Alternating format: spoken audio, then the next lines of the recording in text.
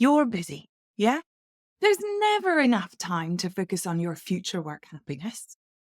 But if you don't focus on it, things just stay the same, don't they? In these short episodes, I want to give you some tiny ideas, some mini experiments to try out this week to either dial down a pain point for you at work or dial up your potential for joy at work. Let's dive in. I'm so busy. Work is crazy. I thought last month was hectic, but this month, phew, I don't even have time to pee. Hi, I'm Lucia Knight. And let's be honest, most of us, myself included, have no problem telling anyone with a pair of ears just how busy we are, right? But let me be clear, I'm not suggesting we're all lying about it. In fact, I've never met a midlife professional who isn't swamped with work. In fact, earlier this year, I conducted a survey on joy at work, asking 400 professionals in their 40s, 50s, and 60s what their biggest joy at work challenge was. And across the board, the top answer was the same: time pressure and an overwhelming workload. So, yes, we're all busy. But lately, I've noticed something else creeping into the conversation. I'm going to call this busy bragging because I like alliteration. And it's at an all-time high. Today, I want to break down why we do this, what's really going on from a psychological perspective, and then share a little experiment that you can try this week to dial up your joy at work. So, what's busy bragging all about? And so what? If we're all busy braggarts, who cares? Well, it turns out someone does. A study from the University of Georgia delved into something they called stress bragging and found that when we do it at work, it actually has three surprising effects. It stirs up resentment among colleagues. It diminishes their respect for us. It even chips away at their belief in our competence. Ouch. So, why do we keep doing it? Let's break it down. Number one, we think it makes us look productive. We want to appear like we've got it all together. Like, look at me, Mom, I'm juggling all the millions of plates without dropping a single one.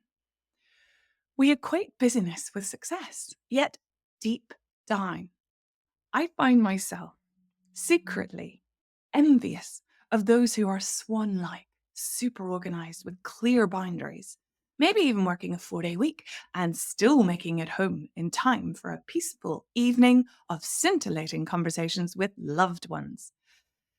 In my mind, these people glide gracefully through their work life, like Olympic swimmers using a sleek front crawl while I'm thrashing about with a frantic butterfly stroke, trying not to drown in my to-do list. Number two, we use busy bragging to mask our insecurities. Sometimes we're afraid of not looking busy enough. If I don't seem as slammed as Jen or Callum, maybe someone will pile even more work on my plate. And then I'll really be on the verge of breaking. So we pile on the busy talk to protect ourselves. Number three, it's a shield to avoid difficult conversations or deeper conversations. Now, this one might sound odd, but I've definitely used busy as a way to dodge human connection when I'm feeling drained. It's a protective barrier that keeps us from having to share anything personal or even mixing business with pleasure. But here's the sad part. This kind of shielding just pushes people away and cuts us off from genuine human connections that are crucial for increasing our joy at work. Now, there's a world of difference between frantically claiming I'm busy, I'm busy, I'm busy, and quietly confiding to a trusted colleague, I'm feeling overwhelmed right now. I'm missing out on some time with my family, and I'm not sure what to do about it. Number four, we seek sympathy, and validation.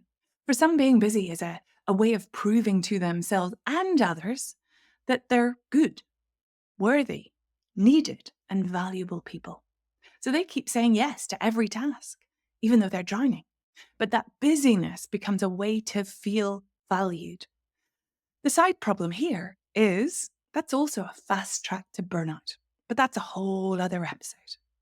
Okay, so now what? If you've made it this far, you probably know someone who's a busy bragger. Or maybe, like me, you occasionally recognize a bit of this in yourself. But here's the good news. It doesn't have to be a lifelong affliction. A few small tweaks can make a huge difference. So let's dive into this week's Joy at Work experiment. If you're the one who's always saying, I'm busy, instead, try saying, I'm looking forward to, and then share something specific. Maybe it's a project you're diving into, a discussion you're looking forward to, or a decision you're about to make. This simple switch rewires your brain from problem thinking to solution thinking and positions you as a solutions-focused person. And who doesn't want more of those at work? Now, if you've got a busy bragger in your life, the next time they launch into the I'm so busy monologue, ask them, what's been the highlight of your week so far? This question will throw them off balance in a good way. And when or if they share a moment, you'll catch a glimpse of that real human behind the busy front. And you'll maybe even spark a joy at work moment in the process. Give these tiny joy at work experiments a try this week and let me know how you go. If you enjoyed this, you might also enjoy my Life Satisfaction Assessment. It's a 30-minute program where I guide you through a deep dive into 10 areas of your life to assess what's bringing you joy and what's bringing you down. I call it Derailed. It's a fabulous place to begin a Joy at Work redesign.